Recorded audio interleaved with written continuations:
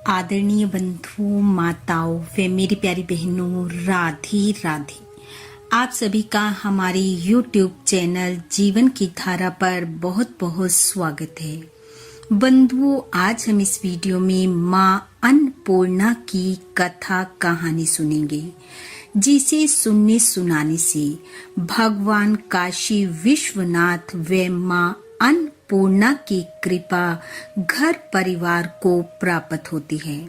कथा कहानी सुनने के बाद यदि आप हमारे चैनल पर नए हैं तो कृपया हमारे चैनल को सब्सक्राइब करें, बेल आइकन को प्रेस करें ताकि हमारी वीडियो की नोटिफिकेशन सबसे पहले आप तक पहुंचे। वीडियो को शेयर व लाइक भी जरूर करें। कथा कहानी के अनुसार प्राचीन समय की बात है। काशी नगरी में धनंजय नामक ब्राह्मण अपनी पत्नी सुलक्षणा के साथ रहता था। दोनों पति पत्नी संतोषी एवं धार्मिक प्रवृत्ति के थे, लेकिन निर्धनता उनके दुख का बड़ा कारण थी। एक दिन दुखी हो सुलक्षणा अपने पति से बोली, स्वामी कुछ तो करो, ऐसे में जीवन निर्वाह करना बेहद कठिन हो रहा है। पत्नी की बात सुन धनंजय काशी में भगवान विश्वनाथ शंकर जी के मंदिर में पहुंच गया और जाकर बोला, प्रभु मुझे पूजा पाठ कुछ नहीं आता, मैं तो आपके भरोसे बैठा हूँ, आप मेरा दुख दूर करें। भगवान भोलेनाथ से विनती कर धनंजय वहीं बैठ गया और इस तरह भूखे प्यासे बैठे उसे कई दिन बीत गए। उसकी भक्ति से प्रसन्न होकर भगवान भोलेनाथ ने उसके कान में 3 बार अन्नपूर्णा अन्नपूर्णा अन्नपूर्णा कहा। यह सुनकर वह चौंक उठा कि ऐसा किसने बोला। वहां उपस्थित ब्राह्मणों से धनंजय ने पूछा, पंडित जी ये अन्नपूर्णा कौन है? पंडित जी ने धनंजय से कहा कि तू कई दिन से बिना अन्न जल के यहाँ बैठा है, इसलिए तुझे अन्न की सूझ रही है। अब तू घर जा और जाकर अन्न ग्रहण कर। धनंजय घर आया और उसने अपनी पत्नी को सारी बात बताई। उसकी पत्नी ने कहा, नाथ आप चिंता न करें, जिन्होंने आपको ये मंत्र दिया है वही इसका खुलासा करेंगे। आप फिर से जाकर शंकर जी की आराधना करो। धनंजय फिर से काशी विश्वनाथ के मंदिर में पहुंच गया और वैसे ही बैठ गया जैसे पहले बैठा था। रात्रि के समय भगवान भोलेनाथ ने स्वप्न में धनंजय से कहा कि तू पूरब दिशा की तरफ जा और जो मंत्र मैंने तुझे दिया है उसे रटता जा। वह सुबह उठा, अपनी स्वप्न को याद किया और पूरब दिशा की तरफ चल पड़ा। रास्ते में अन्नपूर्णा अन्नपूर्णा रटता जाता और चलता जाता। चलते चलते वह एक ऐसे वन में पहुंचा जिसकी शोभा देखते ही बनती थी। वहां एक सरोवर था। सरोवर के किनारे बहुत सी अप्सराएं झुंड बनाकर बैठी हुई थी, जिनमें से एक कथा सुना रही थी और बाकी सब माँ अन्नपूर्णा ऐसा बार बार बोल रही थी। धनंजय ने जब उस शब्द को सुना तो उनके पास गया और बोला, हे देवियों आप ये क्या कर रही हो और क्या बोल रही हो? उन सब ने कहा, हम माँ अन्नपूर्णा का व्रत कर रही हैं और कथा सुन रही हैं। उसने पूछा, यह व्रत क्या है, कैसे करना चाहिए, किसे करना चाहिए, कृपा कर मुझे बताएं। वह कहने लगी, यह व्रत हर कोई कर सकता है। 21 दिन के लिए 21 गांठ का सूत का डोरा लेना चाहिए। 21 दिन ना कर सके तो 1 दिन का उपवास करना चाहिए, और अगर यह भी ना कर सके तो माँ अन्नपूर्णा की कथा सुनने तक निराहार रहे। कथा सुन प्रसाद ले।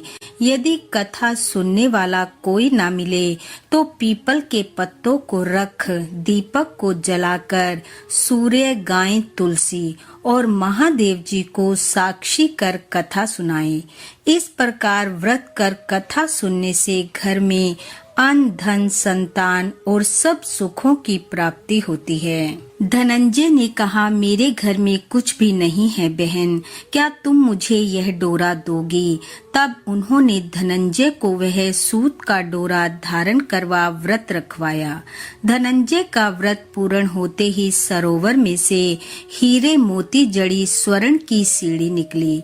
धनंजय जय अन्नपूर्णा कहता जाता और सीढ़ी उतरता जाता। वह क्या देखता है कि करोड़ों सूर्यों से प्रकाशमान माँ अन्नपूर्णा का मंदिर है। स्वर्ण सिंहासन पर माता अन्नपूर्णा विराजमान है और सामने भिक्षा हेतु भगवान शंकर खड़े हैं। देखते ही धनंजय माँ के चरणों में गिर पड़ा।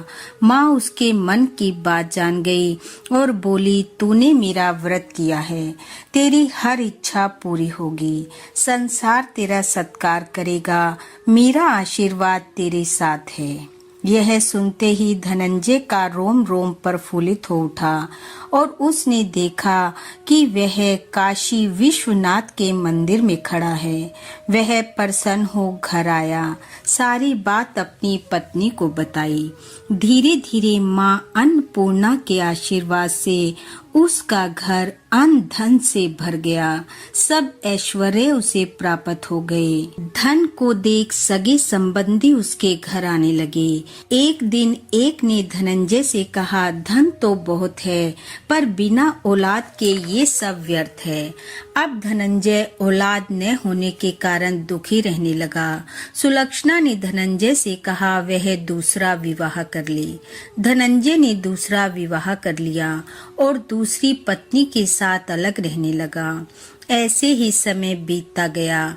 फिर से अगहन मास आया। सुलक्षणा ने धनंजय को कहलवाया कि हम माँ अन्नपूर्णा के आशीर्वाद से सुखी हुए हैं, अतः हमें माँ का व्रत करना है, आप यहाँ आइए। सुलक्षणा के कहने पर धनंजय उसके पास आया और व्रत पर बैठ गया। नई पत्नी को इस विषय में कुछ पता नहीं था। वह धनंजय के लौटने का इंतजार करती रही। जब व्रत पूर्ण होने के 3 दिन शेष रह गए तो धनंजय की दूसरी पत्नी को इस विषय में पता चल गया और वह ईर्ष्या की अग्नि में जलने लगी। वह सुलक्षणा के घर पहुंची और उसने निद्रा में सोते हुए धनंजय के हाथ से वह डोरा खोलकर आग में फेंक दिया। ऐसा होते ही माँ अन्नपूर्णा क्रोधित हो उठी और उनके घर में अचानक आग लग गई। देखते ही देखते सब जलकर भस्म हो गया। नई बहू धनंजय को छोड़ अपने मायके चली गई। सुलक्षणा ने अपने पति धनंजय को समझाया कि आप घबराएं नहीं, फिर से माँ की आराधना करें। पुत्र कुपुत्र हो सकता है पर माता कुमाता नहीं, वे जरूर हमारा कल्याण करेंगे। धनंजय ने फिर से माँ की आराधना की, अपने किए दोषों की माफी मांगी। माँ अन्नपूर्णा उस पर फिर से प्रसन्न हुई। अब की बार माँ ने उन्हें अन्न धन के साथ साथ पुत्र भी दिया। उधर नई बहू के घर डाका पड़ गया, सब लुट गया। वे भीख मांग कर पेट भरने लगे। जब सुलक्षणा को पता चला तो उसने उन्हें बुला अलग घर लेकर दे दिया, भोजन वस्त्र का प्रबंध किया। धनंजय, सुलक्षणा और उसका पुत्र काशी विश्वनाथ व माँ अन्नपूर्णा की कृपा से आनंद पूर्वक जीवन बिताने लगे। हे माँ अन्नपूर्णा, हे भगवान शंकर, जैसे आपने सुलक्षणा और धनंजय के भंडार भरे वैसे सबके भरना। इस कथा को सुनने वाले सुनाने वाले सबको अन्न धन व संतान सुख देना। इन्हीं शुभकामनाओं के साथ आप सबका बहुत बहुत धन्यवाद। राधे राधे।